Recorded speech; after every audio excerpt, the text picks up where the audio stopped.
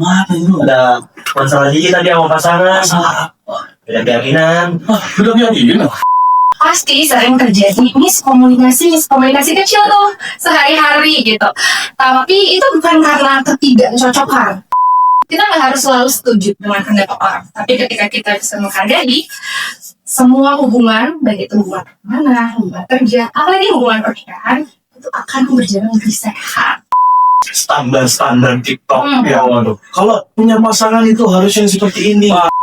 Baik, Assalamualaikum warahmatullahi wabarakatuh. Selamat datang di Ngosalim, ngobrol santai lintas budaya. Teman-teman, coba teman-teman bayangin, ada dua orang yang saling jatuh cinta. Yang satu dibesarkan dengan kebiasaan ketika makan itu harus pakai tangan, katanya biar lebih nikmat. Tapi satunya lagi diajarkan kalau makan harus pakai sendok biar sultan. Nah, yang satu diajarkan ketika ngomong harus to the point, udah intinya aja. Tapi satunya lagi diajarkan kalau bicara itu harus halus, muter dulu baru ketemu intinya. Nah, dua orang ini saling sayang, tapi ketika mereka masuk ke tahap lebih serius, barulah mereka ngerasa bahwa oh ternyata budaya kita beda ya. Nah, dari sinilah dimulai petualangan perjalanan yang bukan hanya ngebahas soal cinta, tapi ngebahas soal gimana saling memahami, saling ngertiin, saling melengkapi. Dan itulah yang membuat akhirnya perjalanan cinta mereka berdua ini jadi lebih seru dan lebih harmonis. Nah, hari ini telah hadir di tengah-tengah kita orang yang luar biasa. Mungkin teman-teman mahasiswa udah nggak asing lagi sama beliau. Beliau yang sudah melewati fase-fase tadi, yang sudah melewati fase saling ngerti, saling memahami, sampai akhirnya sekarang bisa berumah tangga dengan harmonis, romantis, dan saya lihat tuh kayaknya seru banget nih beliau sama pasangannya. Tidak asing lagi, di tengah-tengah kita sudah hadir Ibu Rahmadiana. Tepuk tangan dong, Mbak. Sama Alhamdulillah, baik, Mas. Alhamdulillah sih ada. Gimana kegiatan hari ini, Diana? Lancar? Hari ini alhamdulillah lancar, walaupun panas sih. Memang lagi panas-panas semua. Tapi kita harus semangat. Alhamdulillah, harus tetap semangat. Bu Diana, sebelum kita lanjut ngomongin perbedaan lintas budaya, sebenarnya hari ini saya nggak cuma sendirian. Cuma ada teman. Ada satu kohos saya lagi, Bu Diana. Tapi kok Lihat ya. belum datang sampai sekarang. Kemana kohos kita? Tidur bang, tidur. Aduh, gila sana sudah berapa? Padahal kita ini jam 2 ya. Jam 2, Bu. Nah, ini nih, datang nih ya. Oke nih. Bang, Kemana kira-kira? aduh, banget nih lu, Bang. Kenapa itu? Ada masalah dikit tadi sama pasangan. Masalah apa? Tanpa perbedaan gitu, Bang. Beda? Iya, beda. Beda keyakinan. Beda keyakinan? Iya. Maksudnya? Ya, maksudnya dia gue yakin Bang, gue bisa bareng sama dia. Cuma dia nggak yakin bisa bareng. Oh, keyakinan gitu. Ada gitu. Nah, cocok banget sama episode kita kali ini loh. Oh ya, kita lagi ngomongin perbedaan lintas budaya di dalam hubungan rumah tangga. Oh, kita langsung masuk aja ke narasumber kita, Ibu Bu Rahmadiana. Bu, ini kita panggilnya Bu Rahma, Bu Diana, apa nih Bu? Kalau di kelas sih biasanya begini ya. Bu Diana. Tapi senyamannya host aja. Oke, siap. Sebelum kita masuk lebih dalam, Bu Diana ini aktif sebagai apa dan biasa dikenal sebagai apa? Gimana nih? Di kampus. Di kampus. Oke. Pertama-tama terima kasih sudah mengundang saya dalam acara ini. Saya aktif di kampus ini pada saat ini menjadi kepala program studi S1 Ilmu Komunikasi di Institut Bisnis dan Komunikasi Swadaya. Jadi kalau ditanya aktivitas sehari-harinya tentu ngajar. Di luar itu ngurus anak, ngurus rumah, pasti karena saya seorang istri dan seorang ibu juga. Ngurus suami?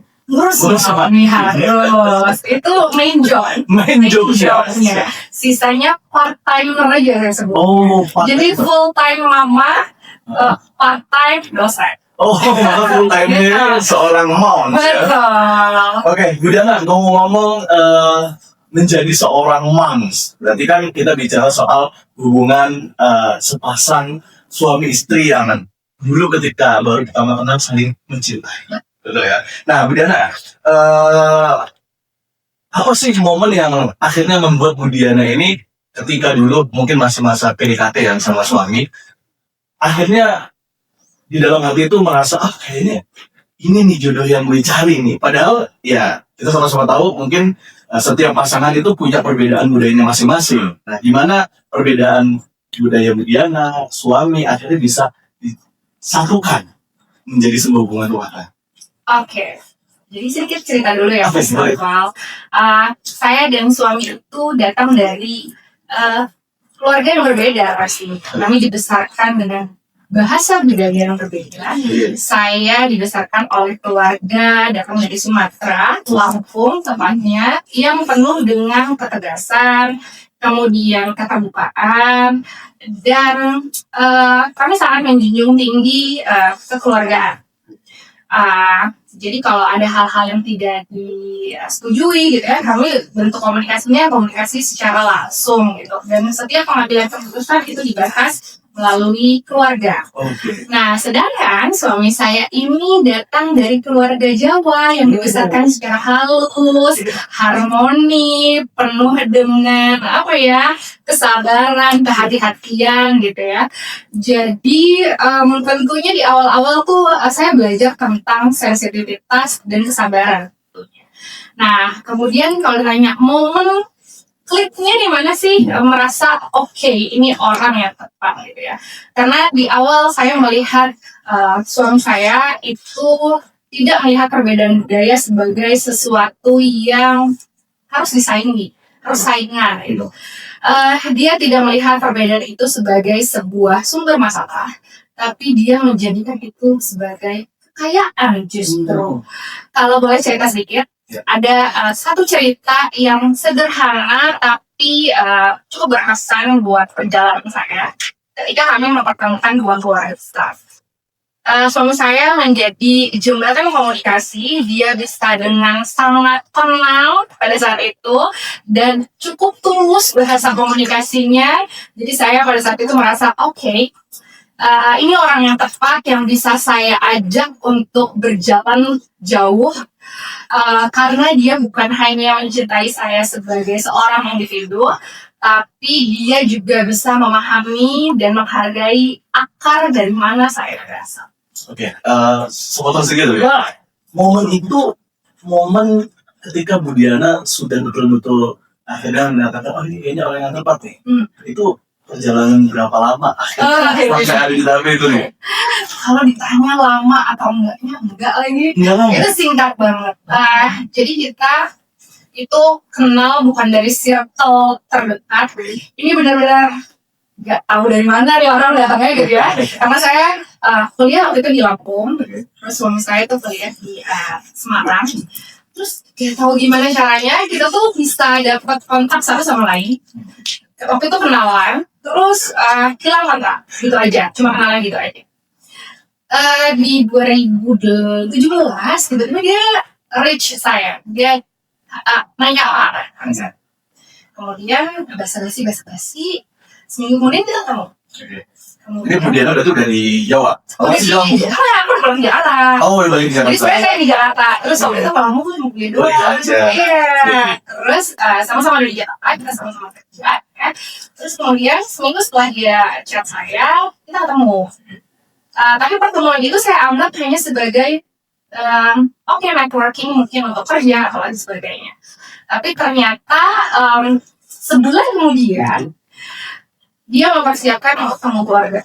Sebulan kemudian. Iya. Karena kita merasa ini bukan lagi umurnya untuk basa-basi gitu ya. Jadi bentuk keseriusan dia pada saat itu adalah mempertemukan keluarganya dengan keluarga saya. Jadi kalau dihitung tuh Mas Ibnu, Mas Naufal itu waktunya cuma dari kenalan sampai dilamar 4 bulan. 4 bulan sampai dia lama. Singkat banget, singkat. Masih singkat ya. Singkat banget 3. Singkat sudah nikah. Iya. Aduh. 4 bulan kita ketemu keluarga, kemudian berdiskusi. Akhirnya karena pernikahan itu kan bukan hanya 2 individu. Kita menyatukan 2 keluarga besar Dengan perbedaan dengan perbedaan masing-masing. Kemudian alhamdulillah bisa lancar. Ketemu di Februari 2017, Februari 2018 kita menikah. Oh. Iya, nah setelah setelah kita lamaran 4 bulan setelah itu, sisanya udah persiapan. Iya. Menarik banget nih Bang. Iya. Kisah dari dia ini. Betul. Tapi banyak juga orang yang bilang pernikahan beda budaya itu indah tapi kompleks. Itu pasti ada banyak adegan-adegan KDRT-nya tuh Bang. KDRT? Iya Bang. Apa yang maksudnya KDRT? Keseruan dalam rumah tangga. Udah kaget. Saya juga kaget nih. Saya juga kaget nih. Iya. Nah, kalau dari versi Ibu tuh gimana nih Bu? Tantangan apa sih? Tantangan terbesar apa yang Ibu hadapi oleh Ibu dan pasangan? Dan gimana sih cara Ibu dan pasangan menyatukan 2 proses perbedaan ini menjadi ke tahap yang lebih serius gitu? Oke, ngomongin tentang tantangan. Tantangannya nih. Tantangan itu sebenarnya bukan dari makan aja ya Mas. Oh, Nah, kehidupan sehari-hari kita ini juga penuh tantangan gitu. Ngomongin tentang tantangan perbedaan budaya, yang pasti adalah menyatukan cara komunikasi dan ekspektasi keluarga besar. Itu yang menjadi tantangan. Kami menyadari sekali bahwa kami ini datang dari 2 keluarga yang berbeda, bahasa budaya yang berbeda. Pasti sering terjadi miskomunikasi kecil tuh sehari-hari gitu. Tapi itu bukan karena ketidakcocokan. Jadi kalau berantem sama pasangan langsung ngomong nggak cocok lagi nih. Itu sudah bukan karena itu. Tapi karena memang ya itu kita sadari kita ini datang dari keluarga yang berbeda. Jadi semuanya tuh sebenarnya bisa dikomunikasikan asal keduanya tuh bisa saling memahami satu sama lain. Kemudian mungkin kalau ngomongin tantangan itu adalah proses menuju pernikahan. Karena kan itu kaitannya dengan adat, budaya, terus kedua adat ini masing-masing punya nilai-nilai yang dipegang teguh gitu ya. Akhirnya kami gimana caranya? Tentunya harus berkomunikasi yang jujur dan terbuka. Kami menyatukan kedua keluarga besar, kemudian kita diskusikan mana nilai-nilai budaya yang esensial, mana yang bisa dinegosiasi dan disesuaikan. Akhirnya pada saat itu kami memilih menyatukan kedua nilai. Prosesi adat pernikahan itu tetap dengan prosesi nilai-nilai Lampung, tapi tetap dengan tone kesederhanaan khas Jawa dan sederhana khas Jawa. Berarti win solution ya. Win-win solution. Kolaborasi. Kemudian ini lambungnya Lampung pure, apa kan ada nih Lampung Jawa atau gimana? Lampung pure. Pure benar-benar bukan. Pure keluarga. Iya, pure Lampung. Oh, berarti memang saya sedikit bertolak belakang dengan background suami yang orang Jawa ya. Kan ada Instagram ya, Betul. Lampung tapi dia Jawa, Jawa. jadi masih bisa lebih soft mungkin. Kalau ini Lampung. Jadi tantangannya harusnya bisa. Betul. Terus gimana cara Bu Diana ini bisa menyesuaikan pada akhirnya? Kan kebetulan saya pun juga mengalami ada yang sama ya Bu ya. Memang ketika ini kalau saya bicara soal laki-laki ya teman-teman ya. Laki-laki itu ketika proses tahap menjadi seorang suami, maka egonya nggak sedikit lebih tinggi. Karena dia merasa bahwa ya dia harus dihargai, harus didengar dan lain-lain. Nah, gimana cara Bu Diana bisa menyesuaikan kondisi-kondisi itu yang ada di suami, dan seberapa penting sih komunikasi dalam hubungan itu berperan di proses akhirnya Bu Diana bisa melaksanakan pernikahan? Jadi gimana ya cara kita tadi proses penyesuaian dan sebagainya. Saya rasa yang pertama itu adalah awareness. Kita harus pahami betul pertama sebelum sampai ke jenjang pernikahan, mau itu sama-sama adatnya sama, apalagi beda, kita pahami dulu sebenarnya prinsip apa yang kita pegang. Terus kemudian nilai-nilai apa yang kita teguhkan dalam diri kita. Ketika kita mengenali diri kita sendiri, maka akan lebih mudah kita memahami orang lain. Jadi kalau bisa memahami diri sendiri, jangan coba-coba menikah. Nah, itu kalau komen satu ya. Lu kasih aku istilahnya mau istilah aja lah. Cintai diri sendiri. Udah pintar ya. Udah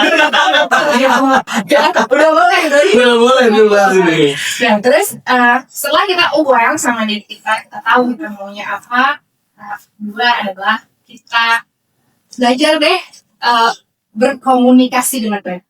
Jadi jangan jangan ragu untuk belajar komunikasi lintas budaya apa ya, karena nggak semuanya itu harus menang, semua itu bisa dinegosiasikan.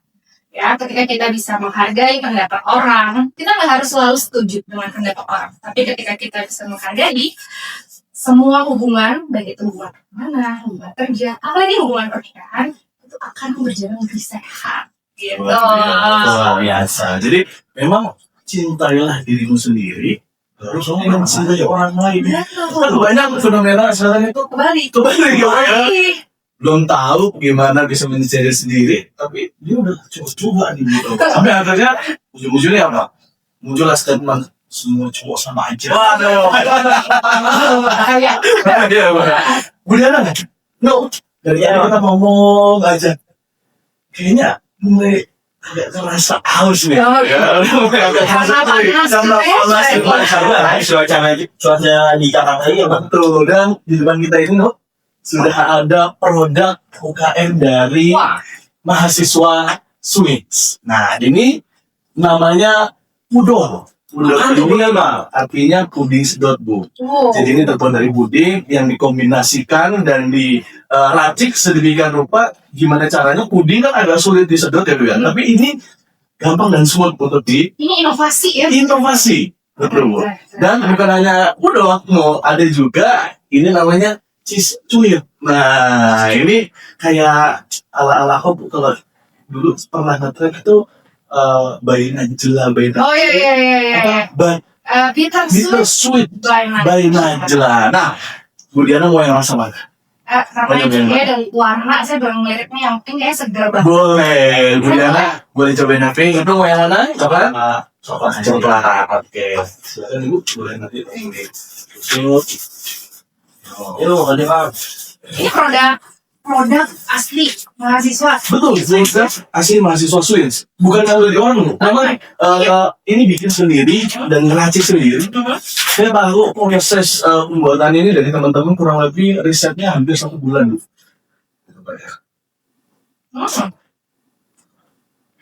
Enak. Ini kalau mau beli, gimana nih nemunya? Ini kalau teman-teman mau beli, ya, atau mungkin dosen-dosen mau beli, Bu, bisa langsung menghubungi tim podcast yang namanya ada di bawah deskripsi nanti. Oh, oke. Bisa langsung. Kalau mau ada acara ya, acara kampus, acara mahasiswa, ini tuh pesan kita sendiri ya. Iya, produk mahasiswa ini ya. Gimana rasanya, Bu? Itu bukan review. Karena saking enaknya bang. Oh, Menghayati. Diam-diam lagi. Oke, sekarang kita coba yang sweet. Kita mau coba yang mana? Oke, saya coba yang coklatnya. Boleh. Ini ya. Wah. Nah, Ini dari packagingnya aja menarik banget ya. Menarik banget. kalau di luar sana, Bu, kan porsinya agak besar. Agak sulit buat dibuat teman-teman. Dan makan nggak habis, ditaruh. Nggak tahu pakai kapan lagi. Tapi ini bisa langsung habis. Karena porsinya sudah disesuaikan. Ini pasti modelnya mahasiswa heboh. Iya, bukan masuk fiber lagi. Iya. Ini kami anak sekolah kan, Bu. Oh, oke. Silakan dulu. Coba ya.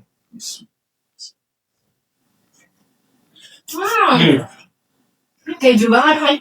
Keju banget ya, Bu. Ini yakin harganya terjangkau. Harganya cuma 15.000. Tapi ini kayak yang di mall gitu loh. Betul. Oke. Jadi memang harga merakyat terasa pejabat. Ini berapa nih bang? Makan habis. Makan berat. Buat iso deh. Bisa aja. Oke. Terima kasih yang sudah sponsor teman-teman semua ya. Keren banget ini proyek dari mahasiswa swing. Keren-keren sahabat. Minum dulu.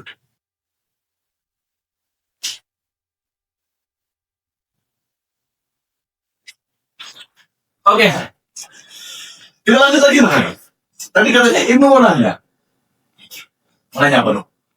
Mungkin maksudnya nih Bu, kalau pertanyaannya Bu, sedikit sensitif atau privasi. Sering banget nih kita tahu kalau pernikahan beda budaya tuh menimbulkan pandangan dari keluarga kita masing-masing Bu. Keluarga dari mulai wanita maupun mulai pria gitu Bu. Dan juga menyambut harapan pastinya. Bagaimana sih respon keluarga ibu nih dan juga keluarga pasangan ibu tentang hubungan ibu dan pasangan? Apakah mendukung atau ada sedikit drama-drama Bu? Mungkin bisa dikasih tahu. Oke, kalau terkait itu, kalau drama tuh pasti ada. Pasti ada cerita drama. Tapi itu balik lagi, bagaimana cara kita menanggapi, bagaimana cara kita mengkomunikasikan si drama tadi dengan baik. Jadi tadi ya, kalau misalkan menikah itu bukan cuma tentang saya dan pasangan, tapi kita menyatukan dua keluarga besar. Ekspektasinya juga ekspektasi keluarga besar.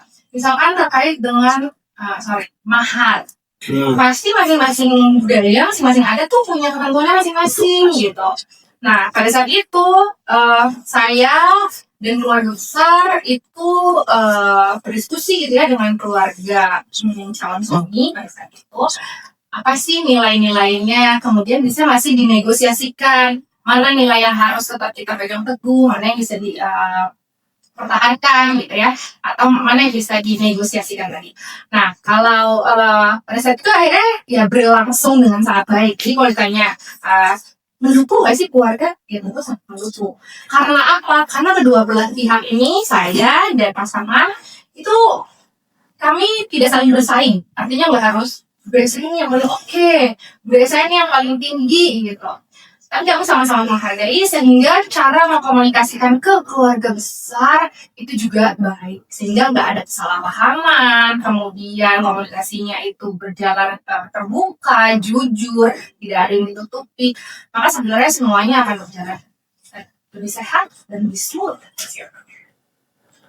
Ada tips ya, mungkin ada tips ya sini tuh untuk Gen Z, khususnya saya nih dan teman-teman yang belum menikah nih, tentang gimana sih cara memperkenalkan pasangan yang beda budaya dan beda kebiasaan ke keluarga nih. Karena kan keluarga kita sendiri terbiasa dengan budaya kita dan terbiasa dengan budaya pasangan. Gimana nih caranya untuk kita memperkenalkan dia keluarga nih welcome gitu. Apalagi sedikit nambahin ya. Apalagi kan di tengah-tengah gempuran standar TikTok ya, waduh. Kalau punya pasangan itu harusnya seperti ini. Kalau jadi istri itu harusnya dia gini, jadi suami itu harusnya kayak gini. Dan yang nonton itu bukan cuma kita, orang tua kita juga nonton. Akhirnya menuntut standar tersebut, yang akhirnya kayaknya pasangan kamu itu nggak kayak yang dibilang TikTok deh. Nah, gimana tuh? Oke, ini karena adanya media digital. Yes. Apalagi media sosial gitu ya.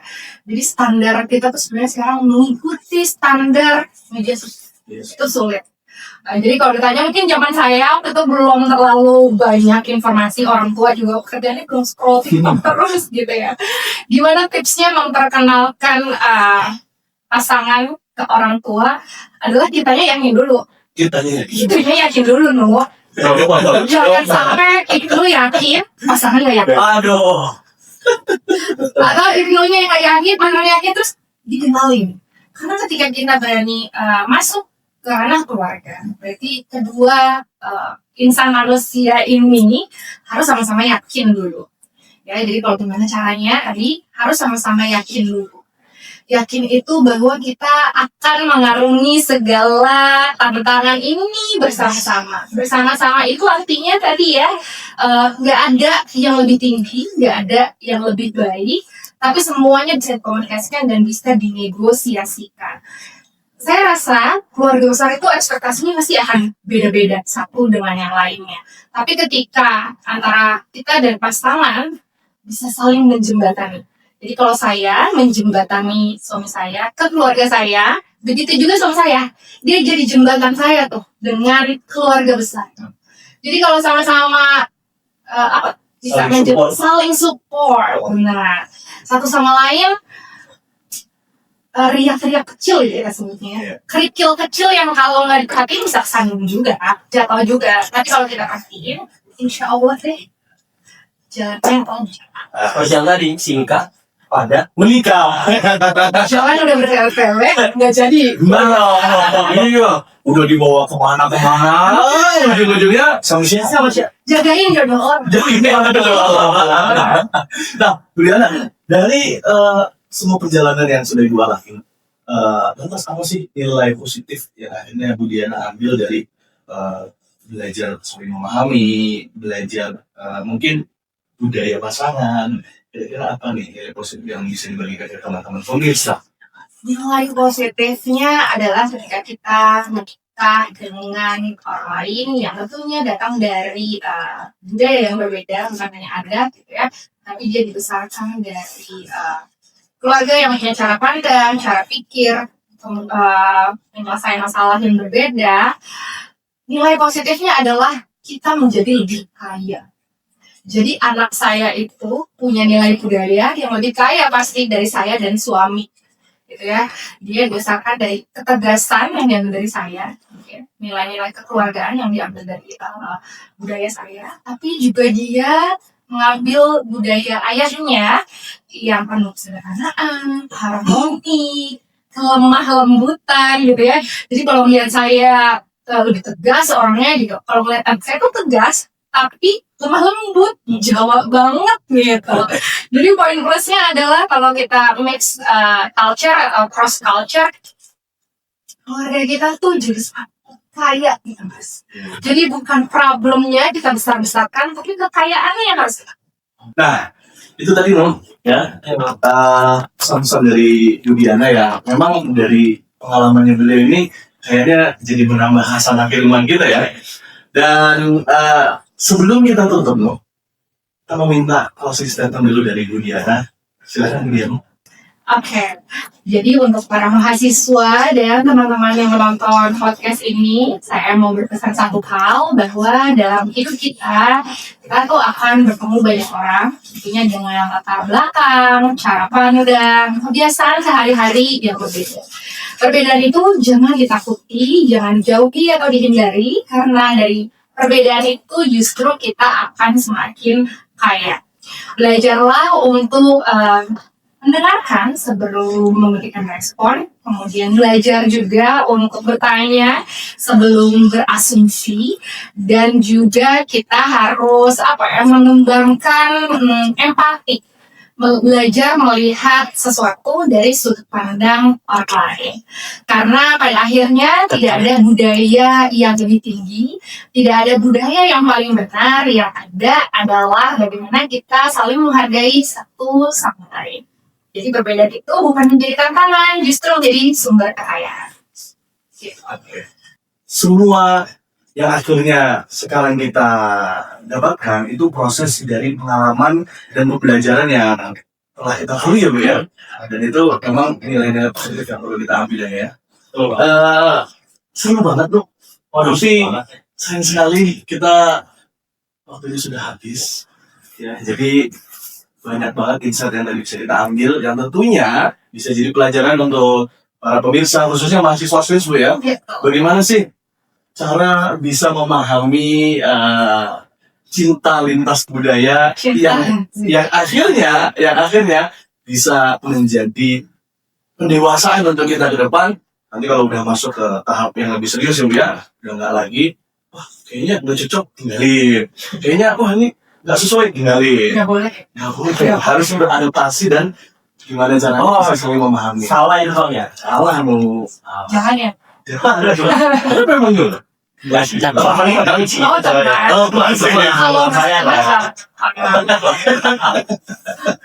teman-teman, itu dulu ya yang bisa kita sharing di podcast kali ini. Dan kalau teman-teman merasa podcast ini bermanfaat, seru, silakan like, subscribe, dan komen channel YouTube kami. Dan untuk episode kedua, silakan teman-teman request mau membahas apa nih? Hal-hal yang seru kaitannya dengan anak-anak muda zaman sekarang ini. Ya, perbedaan. Yang juga masih perbedaan. Oke, baik teman-teman. Terima kasih Ibu Diana atas waktunya sudah berkenan sharing. Mudah-mudahan kita doain ya program Bu Diana selalu sehat, lancar dalam semua urusannya, harmonis juga, dan tentunya harmonis dalam urusan rumah tangga. Terima kasih, sehat selalu dari Mas. Oke, sampai ketemu lagi di Ngobrol Ibu, ngobrol santai di Dinas Muda.